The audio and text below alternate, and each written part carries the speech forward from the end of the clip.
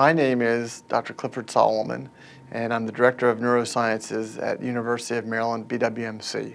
I grew up in Baltimore, went to Gilman, went to WashU out in St. Louis for college, and then I graduated from Medical College of Pennsylvania, which is now Drexel, and then went to Johns Hopkins for general surgery and then neurosurgery for 7 years. And I did 2 years of fellowship, 1 year at Memorial Sloan Kettering in New York, doing a lot of brain tumor work, and then I did a year in Switzerland at University Hospital in Zurich, Switzerland for a year as another fellowship, and then came back to Johns Hopkins as the Assistant Chief of Service, the ACS, for a year, and then came down to this area back in 1992, and have been in the area since 1992. The way I got into neurosurgery was I always thought I had good hands. When I was a kid, I would say, or look at my hand, and I would tap my hand like that, and then you'd see, or at least you thought you saw a coin, and I'd blow like that, and it would disappear.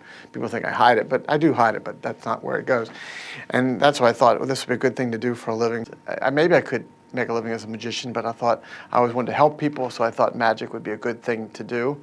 And magic and neurosurgery seemed to kind of go along, and that was how I ended up in neurosurgery, because I thought I could probably still do the magic if I wanted to for the patients, and that actually seems to have worked over my career. It's funny that I don't normally bring it up, but people know that I do magic, and so I'm always asked, hey, will you show me a trick? And I say, well, hopefully we're going to do a trick in the operating room when we take out your brain tumor, or we operate on your spine. But no, seriously, can you show me a trick? And I think they want to see if my hands are shaking or like I'm dropping the coin or something.